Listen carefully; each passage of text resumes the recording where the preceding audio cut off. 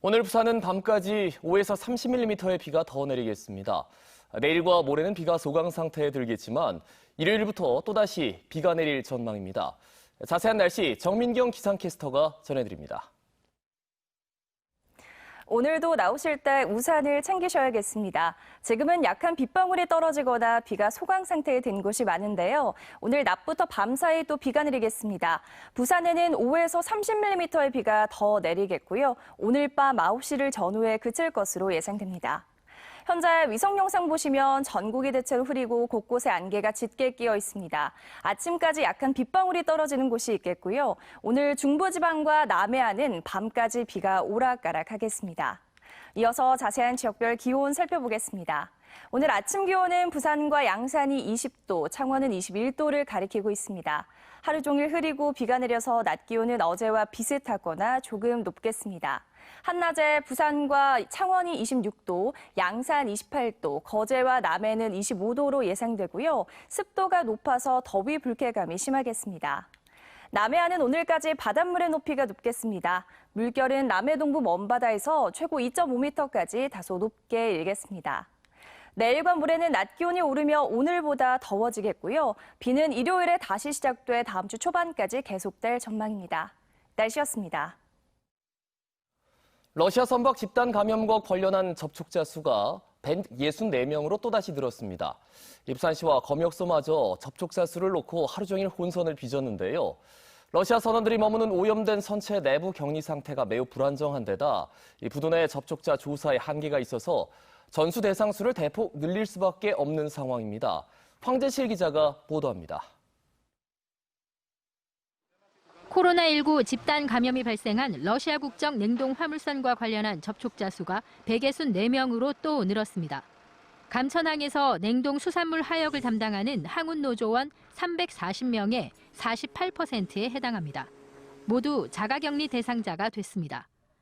추가된 접촉자는 22일 해당 부두에서 일을 한 항운 노조원들입니다. 본인들이 그 시간에 작업을 했다라고 진술하신 분인데 이분 중에 지금 연락이 닿는 분이 14명밖에 안 됩니다. 접촉자로 분류됐지만 자가격리가 어렵다고 호소하는 경우도 있고 부두 내 대기실인 휴게실에서의 접촉 상황도 제대로 파악되지 않고 있습니다. 러시아 선원들의 경우 하선 금지를 약속했지만 보세구역이라는 이유로 관리는 허술했습니다. 중앙공사에서 이 출입을 밤에 그냥 허가 없이 밤에 뭐 좀 살아간다며 내보내주고 이런 식으로 하거든요. 몸이 아파가지고 약 살아간다 이러면 또 내보내줬다가 이제. 선원들과 항운 노조원들의 접촉 범위를 장담하기 힘든 상황인 겁니다. 접촉자 분류를 굉장히 좀 폭넓게 하여서 가급적 그 안에서의 추가 감염이 일어나지 않도록 저희가 자가격리를 많은 수를 시키고 부산시와 검역소마저 하루 종일 접촉자 수를 놓고 혼선을 빚었습니다.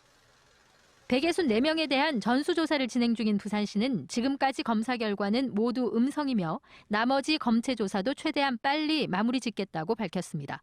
MBC 뉴스 황재실입니다. 이번 부산 감천항 러시아 선박 코로나19 집단 감염 사태로 항만 검역에 구멍이 뚫렸다는 지적이 나오고 있습니다. 보건당국은 선박 승선 검사를 실시하겠다는 입장이지만 이마저도 허술합니다. 집단 감염이 발생한 감천항 사실상 전면 폐쇄됐습니다. 보도에 이두원 기자입니다. 코로나19 확진 환자가 나온 러시아 선박이 부산항에 들어올 수 있었던 건 바로 전자검역. 하선 여부와 선원 몸 상태만 통보하도록 돼 있어 허점으로 지적됐고 보건과 항만 당국은 러시아 선박에 대해 승선 검사를 하겠다고 대책을 뒤늦게 내놨습니다. 그러나 미봉책에 불과하다는 지적입니다. 공항에 입국하는 외국인의 경우 공항이나 지역사회에서 반드시 진단검사를 실시하고 14일 자가격리 기간을 거칩니다. 그러나 외국인 선원들은 승선 검사를 하더라도 발열과 증상 여부만을 파악하는 정도로 여전히 허술합니다.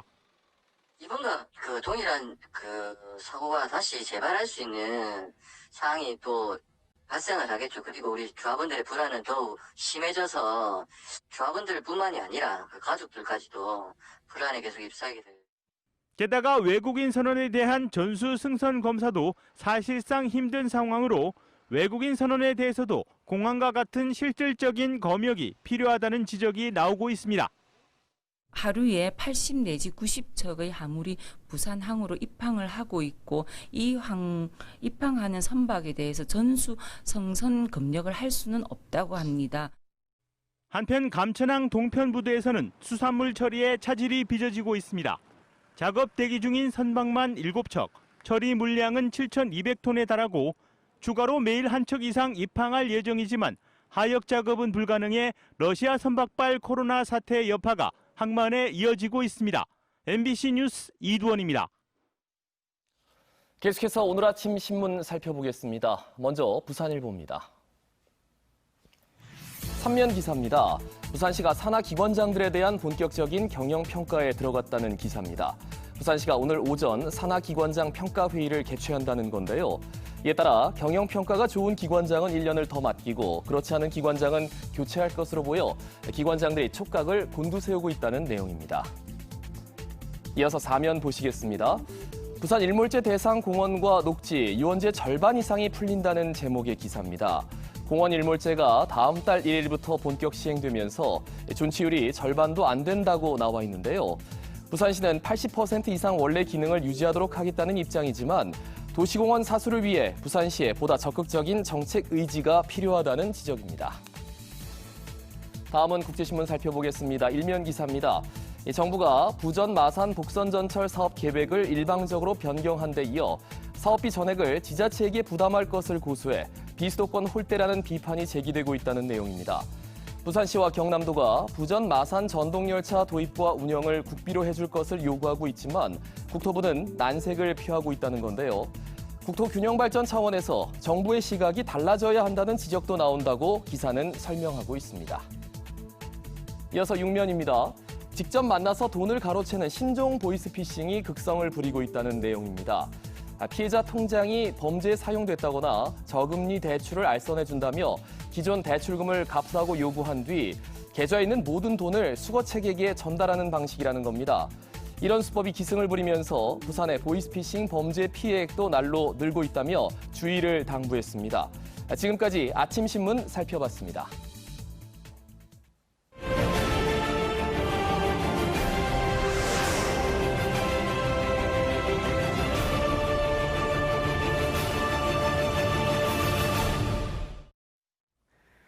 (6.25) 한국전쟁이 올해로 70주년을 맞았습니다. 국군 최후의 방어선이었던 부산은 전쟁이 직접적인 피해 지역은 아니었지만 피란 수도로서의 정부 역할을 대신했는데요. 지금도 부산은 당시의 흔적들을 곳곳에 품고 있습니다. 피란 수도 부산 1023일의 기록을 주제로 당시의 생생한 기억을 더듬어보고 앞으로의 과제를 제시하는 기획 보도를 마련했습니다. 현지호 기자입니다. 1950년 한국전쟁 발발 직후 대한민국 정부가 서울을 떠나 도착한 곳은 바로 부산이었습니다. 지금의 동아대학교 석당박물관 자리에 임시수도 정부청사가 세워졌습니다.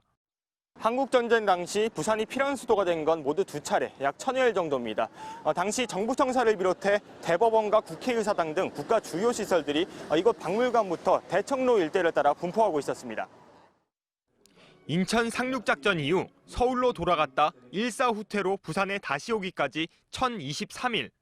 이른바 3부 권력기관 근처엔 대통령 집무실과 관저가 있었고 부산항으로 이어지는 길목에는 상업과 외교, 교육, 문화지구가 형성됐습니다.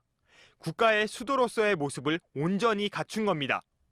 국제시장과 부평시장은 유통을, 부산항 일부두는 무역을 담당하며 물류를 형성했고 미국 대사관이 있던 지금의 부산 근대역사관은 치열한 전시 외교의 무대가 됐습니다. 한때 이화여대와 건국대 등 일부 대학까지 있었다는 점에서 부산이 피란 수도가 된 건 필연이라고 역사가들은 해석합니다. 대전을 거쳐서 대구를 거쳐서 부산으로 오게 되잖아요. 그 과정들 속에서 아마 정치적인 면뿐만 아니라 이런 그 군사적인 면 그리고 외교적인 면까지 아마 다 고려를 해서 부산이라는 것을 이렇게 선택을 하게 됐고요. 전쟁 당시 부산 지역 피란민은 약 40만 명, 직전 부산 인구에 맞먹는 수준입니다. 이 가운데 7만여 명이 원도심 일대 산지와 경사지로 몰려들었고 판잣집을 세워 주거지를 형성했습니다. 오늘날 삼복도로가 만들어진 배경입니다.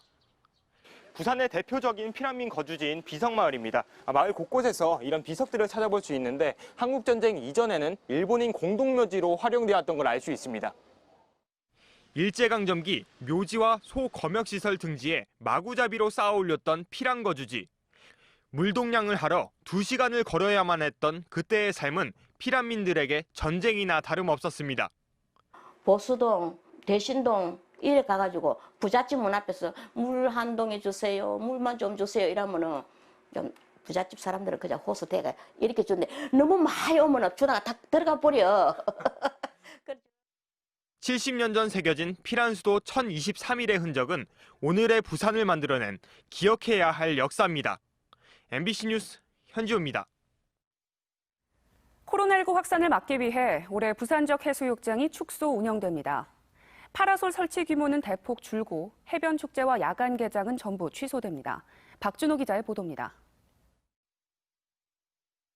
뜨거운 땡배달에 파라솔이 빽빽히 들어찼고 바다에는 수많은 피서객이 물놀이를 즐깁니다. 여름철 국내 대표 피서지로 명성을 떨친 해운대 해수욕장의 모습입니다. 하지만 올해는 코로나19로 인해 이 같은 모습을 찾아보기 힘들게 됐습니다. 코로나19 대응을 위해 해변 내 거리 두기가 전면 시행됐기 때문입니다. 파라솔은 최소 2m 간격으로 두게 됐고 설치 규모도 해운대는 1,800개, 송정은 450개 이하로 낮추기로 했습니다. 코로나에 대한 경각심이 막 있다 보면 밑으로 휴가 시절에 더 내려올 가능성이 큽니다. 부산 같은 경우에는 7개 해수욕장이 우리나라에서 아마 50대 해수욕장 안에 다 들죠. 전남의 중소해수욕장처럼 사전 예약제는 시행하진 않지만 스마트비치 시스템으로 파라솔과 피서용품에 1년 번호를 부여해 현장 배정하기로 했습니다. 샤워 탈의장과 물품 대여소, 관광 안내소에는 방문객 발열 체크와 함께 방문 기록을 남기도록 했습니다.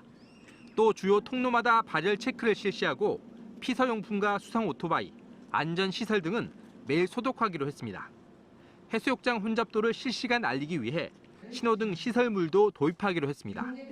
이와 함께 피서객이 한자리에 모이지 않도록 해변 축제와 공연은 전면 취소했고 야간 운용도 중단하기로 했습니다. MBC 뉴스 박준호입니다.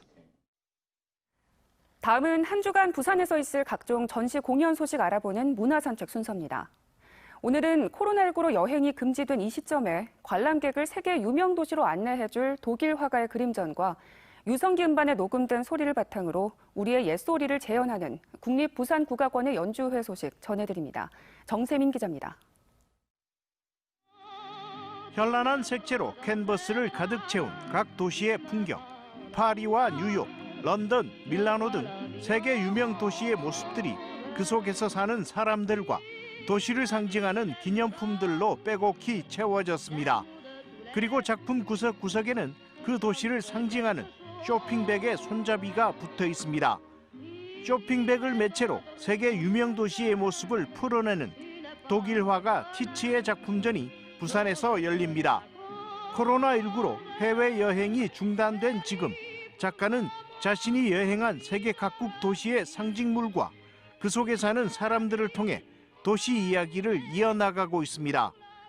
작품에서 보여지는 쇼핑백은 굉장히 일상 속에서 구하기 쉬운 소재이기도 하면서 사람들의 호기심을 불러오고 있습니다. 그러한 호기심을 통해서 우리가 쉽게 잊혀질 수 있는 도시의 풍경을 다시 한번 바라보기를 바라고 있습니다. 쇼핑백이라는 특이한 소재를 중심으로 보는 이에게 환경의 중요성을 강조하는 작가는 이번 전시에서 대형 식물들로 가득 채워진 자신이 늘 꿈꾸는 미래 도시의 모습을 함께 소개하고 있습니다.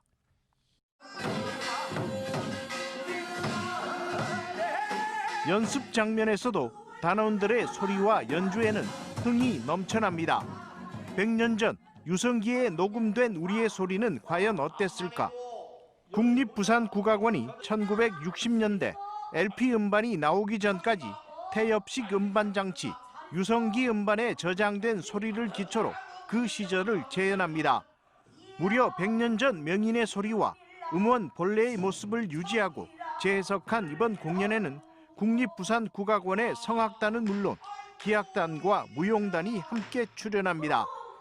유성기 음반을 재현한다고 하니까 굉장히 어렵게 생각하시는데요. 아마 들어보시면 신민요, 또 가사, 그다음에 판소리 어디서든 한 번쯤은 들어봤을 소리거든요. 들어오셔서 편안하게 들으시면 아, 국악이 이렇게 좋구나라는 걸 느끼고 가실 수 있을 것 같습니다.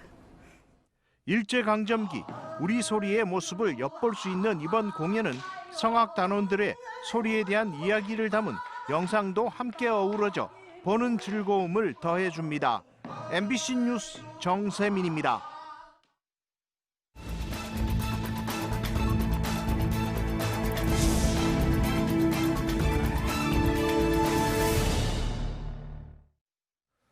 서울경찰서는 마스크를 착용하지 않고 버스 탑승을 시도한 뒤 이를 제지하려는 버스 기사를 상대로 욕설을 퍼부은 혐의로 50대 남성 A씨를 현행범으로 체포해 조사하고 있습니다.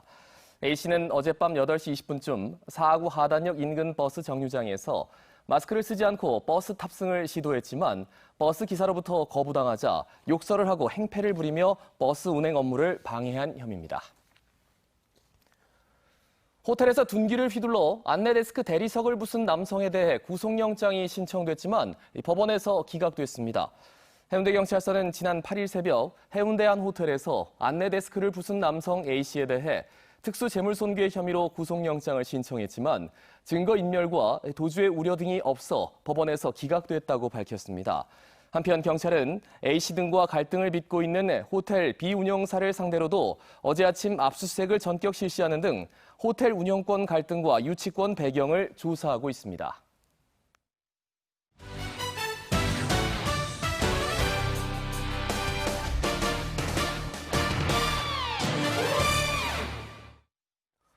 어제 사직구장에서 열릴 예정이었던 롯데자이언츠의 기아 타이거즈와의 홈 경기가 비로 인해 취소됐습니다.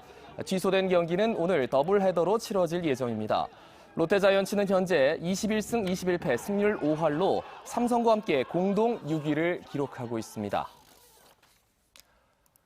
롯데 김준태가 끝내기 안타로 팀을 구호하는 등 주전 포수로 자리매김하고 있습니다. 김준태는 지난 23일 사직구장에서 열린 기아와의 홈 경기에서 6회 정보근과 교체돼 포수 마스크를 썼고 끝내기 안타를 때려 팀의 역전승을 이끌었습니다. 공격은 물론 전반적으로 수비에서도 제 역할을 다하는 등 공수 모든 분야에서 상승 궤도에 올라있다는 평가로 앞으로의 활약이 기대되고 있습니다. 부산시와 기장군, 부경대는 어제 시청사에서 변성환 부산시장 권한대행, 심재민 기장군 부군수, 김영섭 부경대 총장 등이 참석한 가운데 방사선 의과학대학 설립 업무 협약을 체결했습니다. 협약서는 부경대 방사선 의과학대학 설립에 세 기관이 적극적으로 협력하고 사업의 성공적인 추진을 위한 협의체 구성, 운영 등의 내용을 담고 있습니다. 부산시는 부경대 의대 유치를 목표로 방사선 의과학단지가 국내 방사선 의과학 발전을 이끌 최적지라는 점과 부울경 지역 수능 응시생 1000명당 의대 정원이 5.5명으로 전국 최저 수준이라는 점 등을 내세우고 있습니다. 기장군이 무상으로 지급한 쌀에 곰팡이가 피어있다는 주민 민원이 제기돼 군청이 원인 파악에 나섰습니다. 기장군은 코로나19 사태로 초중고 학생이 있는 가정에 친환경 쌀을 무상 지급한 뒤 곰팡이가 피어있다는 민원이 400건 가까이 접수됐다고 밝혔습니다. 군청은 문제의 쌀을 농협을 통해 조달했으며 새 쌀로 전부 교환한 뒤 농협 측과 함께 원인을 조사할 예정입니다.